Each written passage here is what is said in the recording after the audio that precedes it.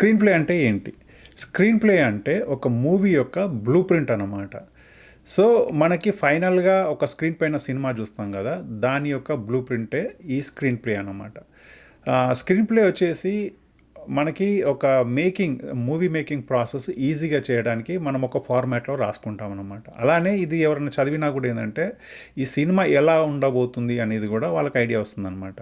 ఇప్పుడు మనం screen play రాసినప్పుడు మనకు ప్రీ ప్రొడక్షన్‌లో ఏమేమి చేసుకుంటాము, ప్రొడక్షన్‌లో ఏం చేసుకుంటాము, పోస్ట్ ప్రొడక్షన్‌లో ఏం చేస్తాం అనే దాని గురించి డీటెయిల్‌గా కొన్ని ఎక్స్‌ప్లెయిన్ చేస్తాను నేను.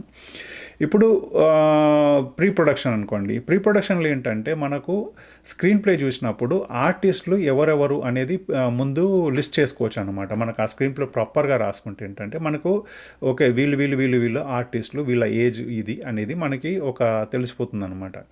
అలానే లొకేషన్ రెక్కీ చేసుకోవచ్చు మనం. అంటే ఈ ఈ సీను ఏ లొకేషన్లో ఉంటుంది, ఆ లొకేషన్ ఏంటనేది ముందే రెక్కీ చేసుకోవచ్చు అనమాట. ఎక్కడ ఏంటనేది దీని గురించి టీం రెక్కీ చేసుకుంటారు అనమాట. సో ఇలా ఇది కూడా మనకి ప్రాపర్గా రాసినప్పుడు ఏంటంటే అంటే స్లగ్ లైన్లో ఉంటుంది. ఆ స్లగ్ లైన్ ప్రకారం మనకి ఇవన్నీ కూడా లిస్ట్ చేసుకోవచ్చు. ఎక్కడ ఈ సీన్ ఎక్కడ జరుగుతుంది, ఈ సీన్ ఎక్కడ జరుగుతుంది అనేది లొకేషన్స్ తెలుస్తుంది అనమాట. అలానే మనకు ప్రీ ప్రొడక్షన్లో స్కెడ్యూలింగ్ చేసుకోవచ్చు. అంటే ఫస్ట్ స్కెడ్యూల్ ఏంటి, సెకండ్ స్కెడ్యూల్ ఏంటి, స్కెడ్యూలింగ్ కూడా వేసుకోవచ్చు అనమాట. అంటే లొకేషన్ని బట్టి మనం స్కెడ్యూలింగ్ వేస్తామన్నమాట. అంటే ఆ లొకేషన్లో లెంత్ ఉంటే కూడా ఎన్ని డేస్ ఏంటి అనేది కూడా ఇవన్నీ కూడా దాన్ని లెంత్ని బట్టి కూడా మనం ఎన్ని డేస్ అవుతుంది ఏంటి అనేది కూడా రఫ్గా ఐడియా వస్తుంది అనమాట మనకి. అలానే కంటిన్యూటీ షార్ట్స్, దీనికి కంటిన్యూటీస్ అంటే ఈ షార్ట్ ఒకసారి ఏంటంటే మనము హీరో ఇంట్లోకించి బయలుదేరాడు అనుకోండి, ఢిల్లీకి వెళ్తాడు ఆర్ ఇక్కడికైనా డిఫరెంట్గా వెళ్ళాడు అనుకోండి, కంటిన్యూటీ అంటే same dress same brief case పట్టుకొని ఇట్లా వెళ్తే ఆ కంటిన్యూటీ ఉంటాయి అనమాట. అవి రెండు ఒకటేసారి తీయం మనం, ఇది ఎప్పుడో తీస్తామో అది ఎప్పుడో తీస్తాం. సో ఈ కంటిన్యూటీస్ ఉంటాయి అనమాట. ఈ కంటిన్యూటీస్ కూడా రాసుకుంటారు అనమాట. ఇది ఎవరు అసిస్టెంట్ డైరెక్టర్ల పని అనమాట, వాళ్ళు చేసుకుంటారు ఇదంతా కూడా. స్కెడ్యూలింగ్ కో డైరెక్టర్ చేస్తాడు, మ్యాక్సిమం కో డైరెక్టర్ చేస్తారు ఇది.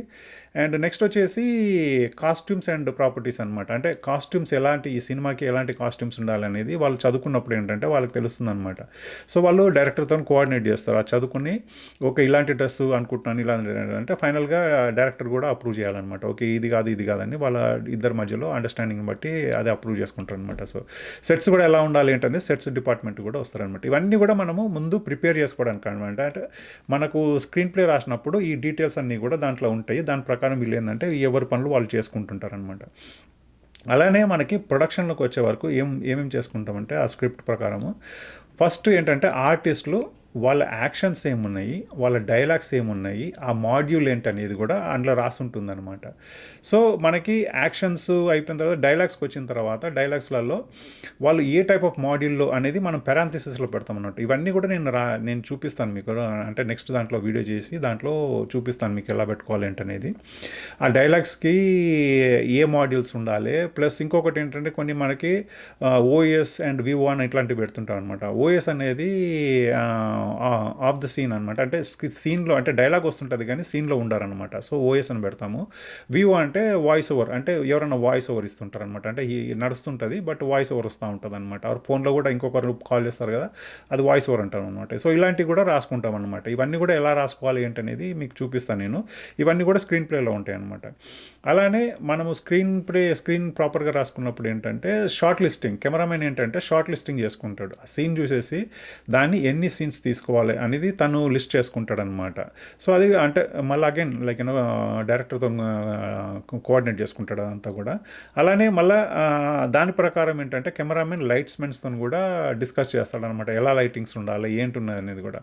సో ఇవన్నీ కూడా స్క్రీన్ ప్లే మీద డిపెండ్ అయి ఉంటుంది అనమాట. దీని ప్రకారమే వెళ్తారనమాట. ఇంకొకటి production manager, important production manager ఏం చేస్తాడంటే ఆ రోజుకి ఫుడ్ ఎంతమంది ఆ సీన్లో ఎంతమంది ఉన్నారు, ఎంతమంది ఆర్టిస్టులు, జూనియర్ ఆర్టిస్ట్ ఉన్నారా, లేకపోతే కార్లు కూడా ఎన్ని వెహికల్స్ పెట్టుకోవాలి, అండ్ ఇవన్నీ కూడా వాళ్ళు ప్లాన్ వేసుకుంటారనమాట. అలానే ఏమన్నా వెహికల్స్ అంటే ఏమన్నా ఓల్డర్ వెహికల్స్ ఉన్నాయి ఆ సీన్లో, ఇవన్నీ కూడా ప్రాపర్టీ వాళ్ళు చూసుకుంటారు. అంటే ఏ టైప్ ఆఫ్ ప్రాపర్టీస్ ఉండాలి ఇవన్నీ కూడా వాళ్ళు అంటే ముందు చదివినప్పుడు రెడీగా పెట్టుకుంటారు. ఆ రోజుకి మళ్ళీ చూసుకొని ఆ రోజుకి ఏం తీసుకురావాలి సెట్కి అనేది వాళ్ళు ప్రిపేర్ అయిపోతారు అనమాట. ఎవరిది వాళ్ళది ఇట్లా ప్రిపరేషన్స్ ఉంటాయి అనమాట. సో ఇది ప్రాపర్గా రాయకపోతే ఏమవుతుందంటే ఇవన్నీ కూడా డిలే అవుతుంది అనమాట. మనకి ప్రాసెస్ అంతా కూడా మీ ఫిలిం మేకింగ్ అంతా కూడా ప్రాసెస్ అవుతుంది, డిలే అవుతుంది.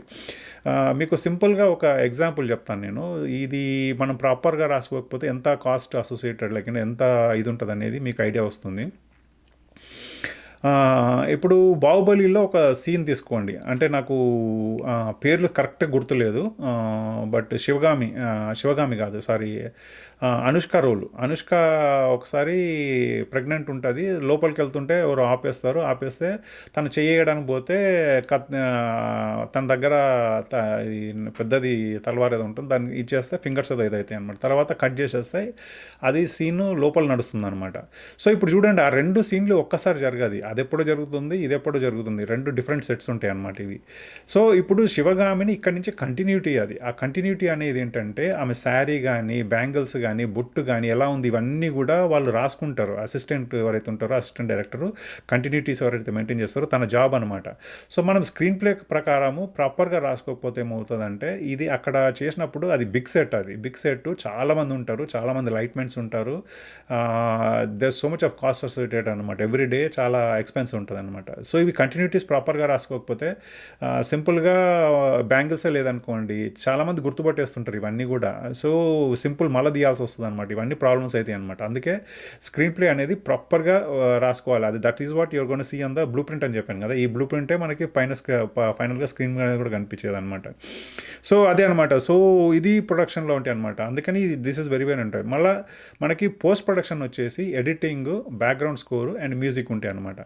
ఇది editing is very very important. ఎడిటింగ్లో ఏంటంటే ఈ స్క్రిప్ట్ చూసుకొని వాళ్ళు ఎన్ని కెమెరామెన్ ఎన్ని షార్ట్ లిస్ట్ చేశాడు, దాని సీక్వెన్స్ ఏంది అనేది, అండ్ అగైన్ మన కెమెరామెన్ కూడా కోఆర్డినేట్ చేస్తుంటాడు అనమాట. ఇది ఇట్లా కట్ చేశాను, దీని ప్రకారం పెట్టుకోండి అని తను కూడా కోఆర్డినేట్ చేస్తాను అనమాట. బట్ వీళ్ళు కూడా ఏంటంటే స్క్రీన్ ప్లే చూసుకుంటుంటారు, ఎలా రాశారు ఏంటనేది, దాని ప్రకారం ఇంకేమైనా ఎంగేజింగ్ చేయొచ్చు అనేది వాళ్ళు కూడా చూసుకున్నారు అనమాట.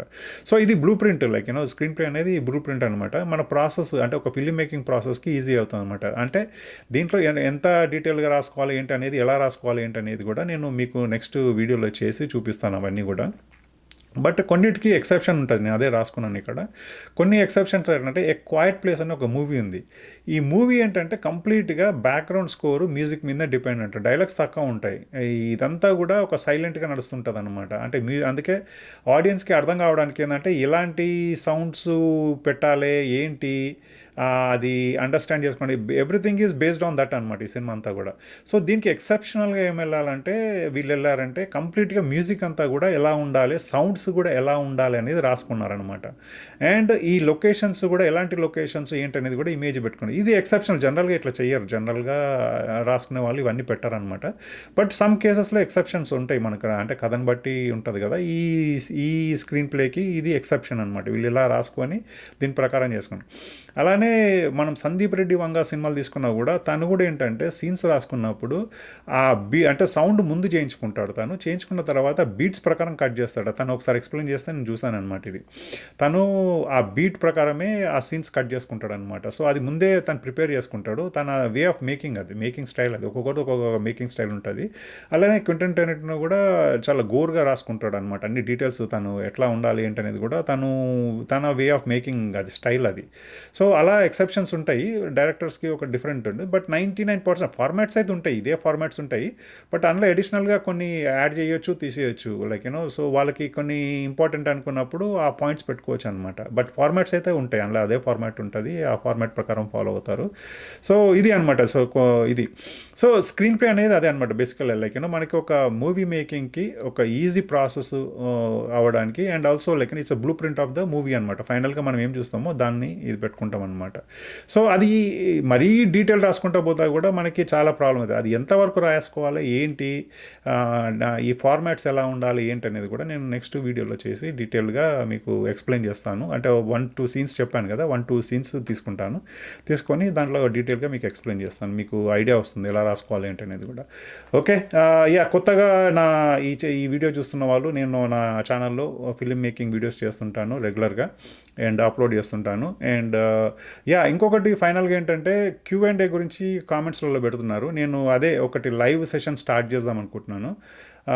మీరు టైమింగ్, అంటే నేను యూఎస్లో వాషింగ్టన్ DC దగ్గరలో ఉంటాను. సో, దీని ప్రకారం టైం చూసుకొని మీకు ఏ టైంలో కన్వీనియంట్ ఉంటుంది అనేది ఎవరన్నా నాకు టైమింగ్స్ పెడుతుంటే దాని ప్రకారం, అంటే వాట్ ఈస్ ద లైక్ ఏ టైంలో అరేంజ్ చేసుకోవాలనేది దాని ప్రకారం చేసుకొని నేను ఒక Q&A సెషన్ లైవ్గా, మీకు ఏదైనా క్వశ్చన్స్ ఉంటే నేను ఆన్సర్ చేస్తాను. ఓకే. అది సూన్‌గా స్టార్ట్ చేస్తాను.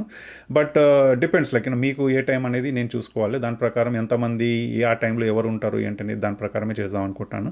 కామెంట్స్‌లలో పెట్టండి. మీకు ఓకే. నాకు ఈ టైం వర్కౌట్ అవుతుందంటే ఆ టైంలలో అందరికి ఎంతమందికి వర్కౌట్ అవుతుందని చూసుకొని దాని ప్రకారము అంటే ఈ వీడియో తర్వాత కూడా ఉంటుంది అనుకోండి. బట్ మీకు ఏదైనా క్వెషన్స్ ఉంటే అడగడానికి ఈజీగా ఉంటుందని నేను అనుకుంటున్నాను.